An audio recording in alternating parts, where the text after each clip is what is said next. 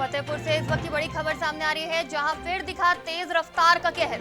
तेज रफ्तार ट्रक ने कार को मारी टक्कर। कार में सवार युवक गंभीर रूप से घायल।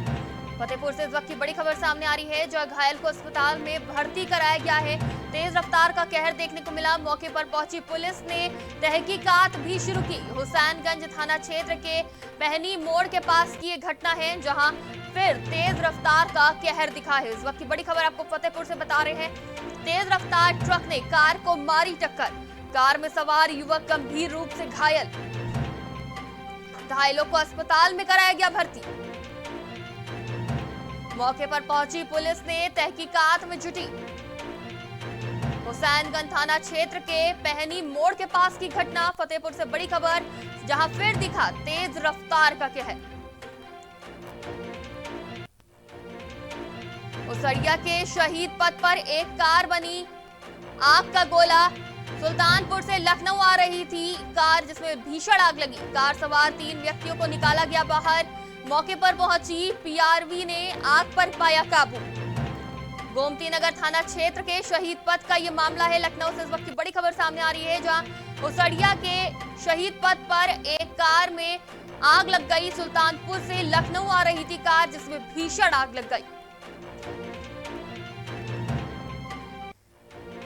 फर्जी शिक्षकों को नौकरी दिलाने वाले गिरोह का पर्दाफाश। यूपी एसटीएफ की टीम ने किया खुलासा।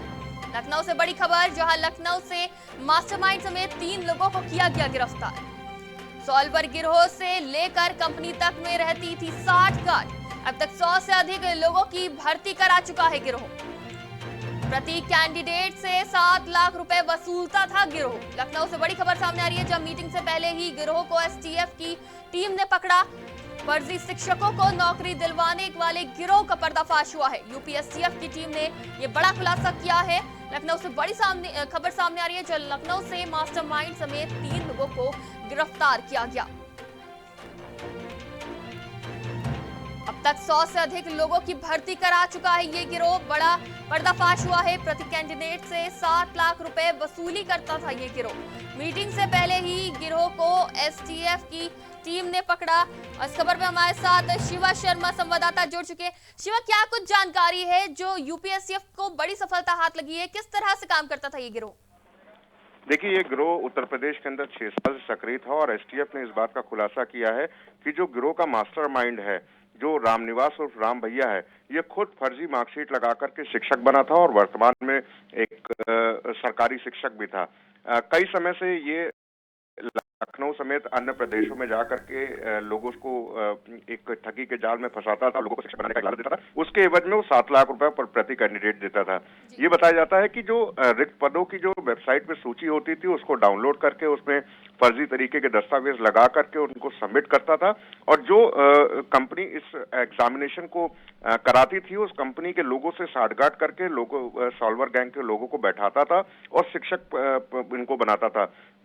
अब तक के ये बताया जा रहा है, एसटीएफ ने इस बात का खुलासा किया है कि 100 से ज्यादा अधिक शिक्षक ये इसके द्वारा फर्जी तरीके से बनाए जा चुके हैं और इस पूरे मामले की जांच शासन स्तर से अब एसटीएफ को दे दी गई है। एसटीएफ ने जिन 3 लोगों को गिरफ्तार किया, उसमें से रामनिवास और राम भैया, संजय सिंह और रविंदर कुमार है। रविंदर कुमार, ये संजय सिंह जो व्यक्ति है, वो ये बताया जा रहा है कि जो इन्फोसिस एक कंपनी है जो एग्जाम को कंडक्ट कराती है, उससे मीटिंग के दौरान कल इसकी पूरी गिरफ्तारी हुई है और ये परीक्षा केंद्र जो है प्रयागराज में, इसमें भी जो कर्मचारी, जो सरकारी कर्मचारी हैं, उस पूरे गिरोह में शामिल है। तो ये एक बड़ा सिंडिकेट है जो एसटीएफ ने इसका वर्कआउट किया है। फिलहाल तो 3 लोगों की गिरफ्तारी हुई है, लेकिन और जो भविष्य में गिरफ्तारियां होनी है, वो बड़ी गिरफ्तारियां हो सकती है। नियामक आयोग से जुड़े हुए तमाम जो लोग हैं, वो भी इस गिरोह में शामिल हो सकते हैं, क्योंकि सरकारी विभाग के किसी आदमी के बिना शिक्षक बनना एक नामुमकिन है। तो एसटीएफ परत दर परत किस तरीके से खुलासे करती है और किन लोगों को गिरफ्तार करती है, जरूर देखने वाली बात होगी। जी शिवा, क्या सिर्फ सरकारी शिक्षक भर्ती कराते थे या और भी सरकारी भर्तियों में इन लोग का हाथ था? देखिए फिलहाल जो इनके पास दस्तावेज मिले हैं, जो एसटीएफ के अधिकारियों ने इनसे पूछताछ की है, तो ये शिक्षक का ही काम करते थे। 6 साल से ये लोग मास्टर हो गए थे शिक्षकों की भर्ती कराने में, और जैसा कि मैंने पहले बताया कि 100 से ज्यादा सरकारी शिक्षक ये लोग बना चुके हैं लोगों को पैसे के एवज में। तो मेनली इनका काम यही था कि लोगों से अवैध तरीके से उनके से पैसे लेना, और जो परीक्षा केंद्र के जो आयोग है वहां से लोगों की सेटिंग करना, जो इस शिक्षा को जो एग्जाम को कंडक्ट कराता है उस कंपनी से पूरी तरीके से सेटिंग करके तमाम जो हथकंडे होते हैं शिक्षक बनाने के, उसको पूरी तरीके से अपनाता था। और ये गिरोह इस तरीके से काम उत्तर प्रदेश के अंदर कर रहा था। जो पिछली बार जो भर्तियां रुकी हुई थी, चाहे 59,000 की बात की जाए, चाहे 68,000 की बात की जाए, ये जो तमाम जो शिक्षक थे इनकी जो भर्ती पर रोक लगाई थी, ये एसटीएफ ने बताया कि इसमें से भी कई ऐसे शिक्षक हैं जिनकी फर्जी डिग्रियां लगा करके इनको शिक्षक में नियुक्ति दिलाने की कोशिश की गई। अब शिक्षा विभाग का काम होगा कि किस तरीके से फर्जी शिक्षकों का पता लगाए, और शासन की ने जो एसटीएफ को जांच सौंपी है उसमें किस तरीके से मजबूती ला करके इस बड़े सिंडिकेट का खुलासा करे, ये एसटीएफ के ऊपर होता है। फिलहाल अब ये देखने वाली बात होगी कि सरकारी कर्मचारियों और अधिकारियों में से एसटीएफ किसके बड़े नाम खोलती है जो इस गिरोह में इसके साथ काम कर रहा था। जी बिल्कुल, बहुत बहुत शुक्रिया हमारे साथ जुड़ने के लिए, तमाम जानकारी के लिए। इस खबर पर हमारे साथ शिवा शर्मा संवाददाता जुड़े थे।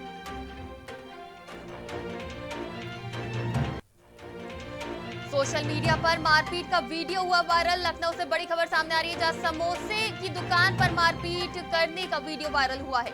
गोमती नगर विस्तार का बताया जा रहा है ये वीडियो। समोसे के पैसे कम करने को लेकर हुआ था ये बवाल। दुकानदार से मारपीट कर रुपए भी लेकर फरार हुआ बदमाश।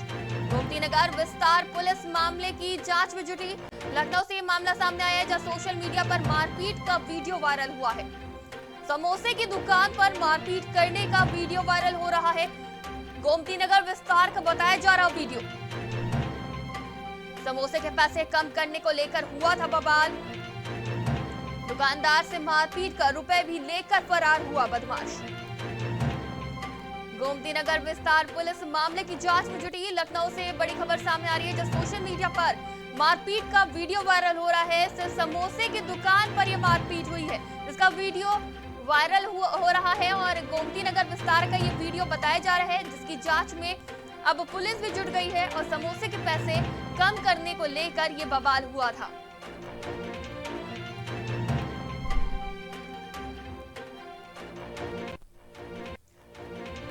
विशेष न्यायाधीश पॉस्को एक्ट की कोर्ट का बड़ा आदेश। फाइनल रिपोर्ट निरस्त कर कार्रवाई का आदेश।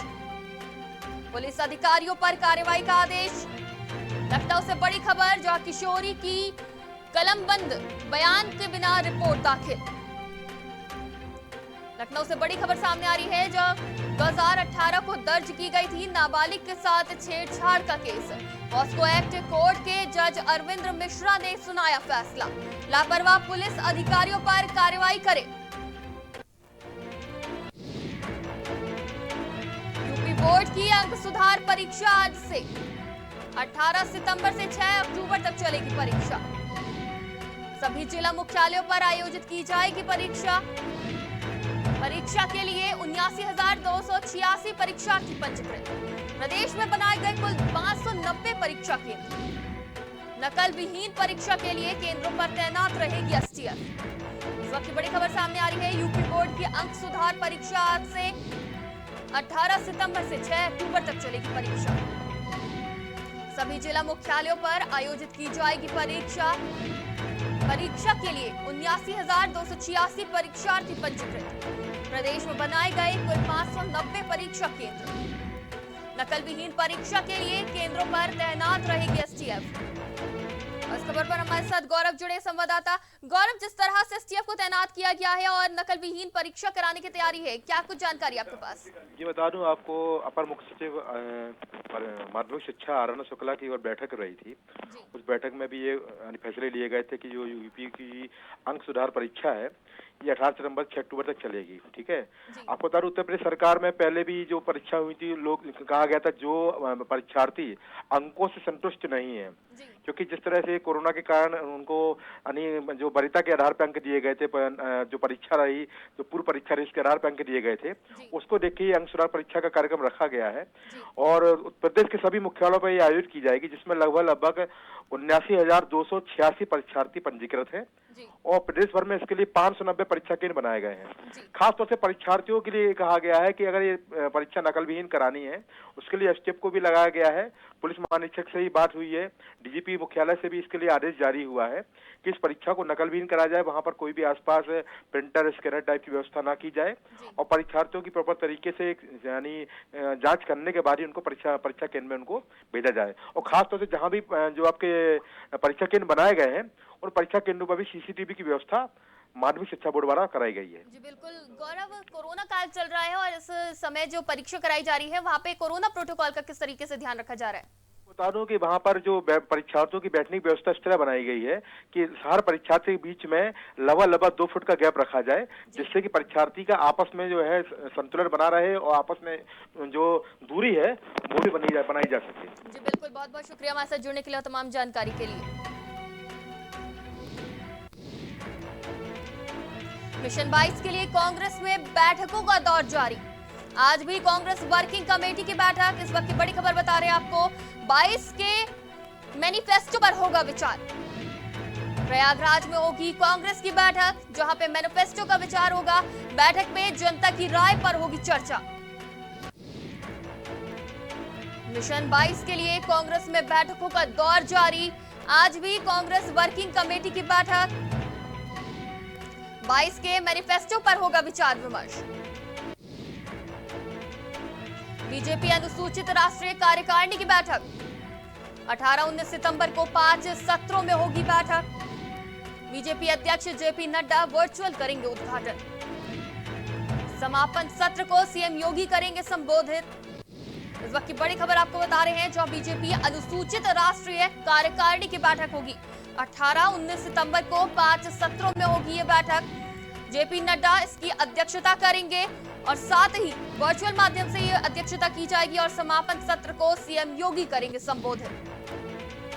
बीजेपी अनुसूचित राष्ट्रीय कार्यकारिणी की बैठक होगी, जिसकी अध्यक्षता जेपी नड्डा करेंगे। सीएम योगी समापन करेंगे। 18-19 सितंबर को 5 सत्रों में इसका आयोजन किया जाएगा।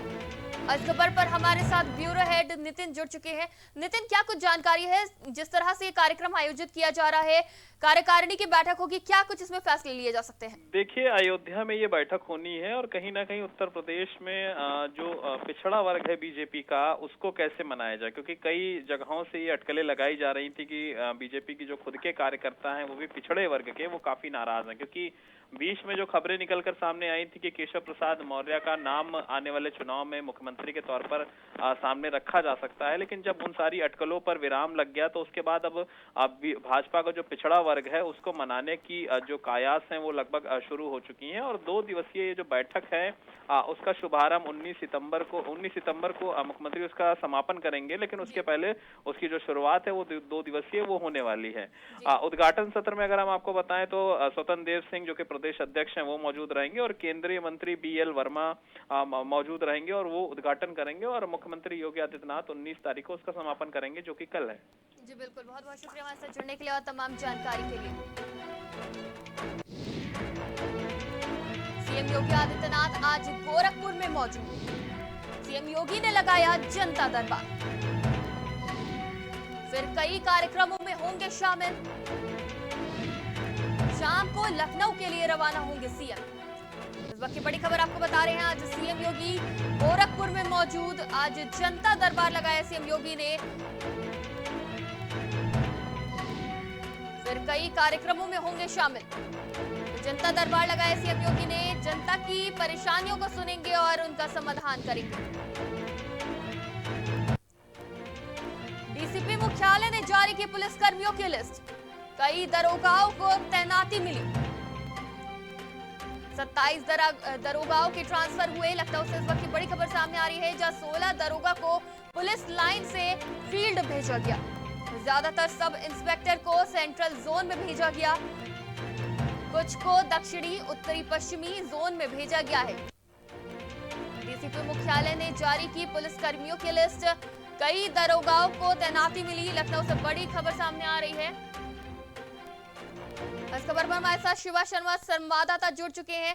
शिवा, जिस तरह से बड़ा फेरबदल किया गया है, कई दरोगाओं की पोस्टिंग की गई है, तो क्या कुछ जानकारी सामने आई है? देखिए, डीसीपी मुख्यालय पीके तिवारी ने कल देर रात एक लिस्ट जारी की है जिसमें 27 सब इंस्पेक्टर शामिल हैं। 16 ऐसे दरोगा हैं जो लंबे समय से रिजर्व पुलिस लाइन में सजा के तौर पर वो तैनात थे और ये कहा जाएगा बीते कुछ समय पहले उनको लाइन हाजिर किया गया था। उनके कार्य को लेकर के उनकी जो कार्य क्षेत्र है जो पुलिसिंग का, उसमें कुछ ना कुछ गलतियां हुई थी और उन्हीं 16 दरोगा को फिर से फील्ड पे भेजा गया ताकि वो अपनी जो अनुभव है उसको फील्ड पे साझा करे, जो यूनिट है उसको बहुत अच्छे से मजबूत करे। और साथ ही साथ कई ऐसे दरोगा हैं जिनको उत्तरी, पश्चिमी और दक्षिणी जोन में भेजा गया है। ज्यादातर दरोगा जो है वो सेंट्रल जोन में भेजे गए हैं क्योंकि हजरतगंज का इलाका है, वीवीआईपी ड्यूटी लेनी पड़ती है और विधानसभा से जुड़ा पूरा एक वीवीआईपी इलाका है। तो ऐसे 27 दरोगा जो हैं वो तमाम कयासों के बाद ये बताया जा रहा था कि अब इनको फील्ड में भेजा जाएगा और कल देर रात ये लिस्ट डीसीपी मुख्यालय की तरफ से जारी हो चुकी है। जी बिल्कुल शिवा, जो ये फेरबदल किया गया है और फील्ड में भी भेजा गया है पुलिस कर्मियों को, तो क्या सुरक्षा के इंतजाम को और पुख्ता करने के लिए ऐसा कदम उठाया गया है? देखिए, कमिश्नरेट पुलिसिंग में ज्यादा से ज्यादा पुलिस कर्मियों की फील्ड में तैनाती होनी चाहिए और उसी को देखते हुए कदम लिया गया है। सुरक्षा के लिहाज की बात की जाए तो जरूर वो धार्मिक स्थल और ऐसे वीवीआईपी इलाके और ऐसे वो स्थल, चाहे वो लोक भवन हो, विधानसभा हो, यहाँ पर एक फोर्स की जरूरत रहती है। और ऐसे जो तमाम सब इंस्पेक्टर थे जो लंबे समय से पुलिस लाइन में पड़े हुए थे, उनको उठा करके फील्ड पे इसीलिए भेजा गया है ताकि उनको जगह जगह तैनाती दी जाए। जी बिल्कुल, बहुत बहुत शुक्रिया हमारे साथ जुड़ने के लिए, तमाम जानकारी के लिए।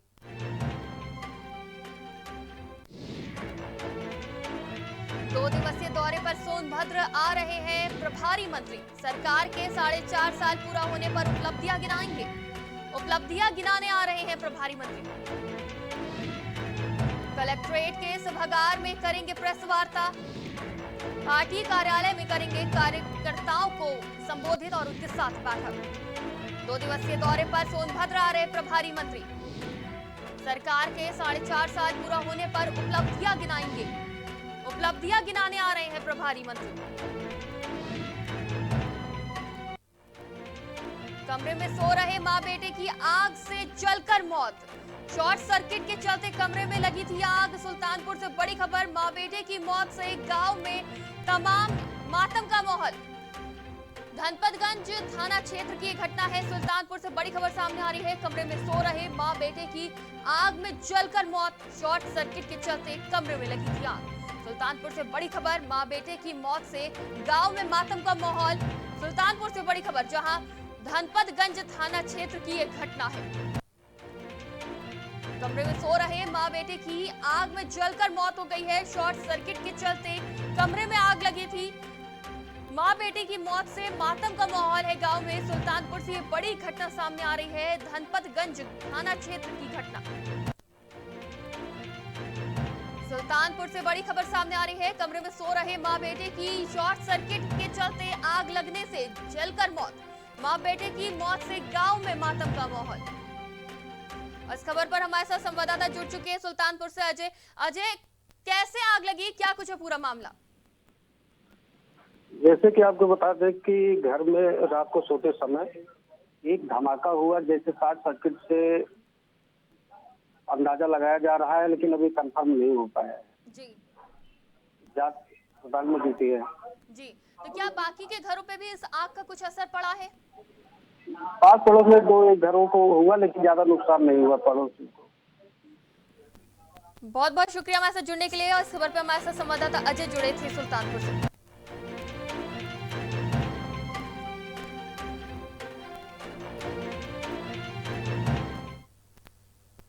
यहाँ रुकेंगे एक छोटे से ब्रेक के लिए, जल्द हाजिर होंगे।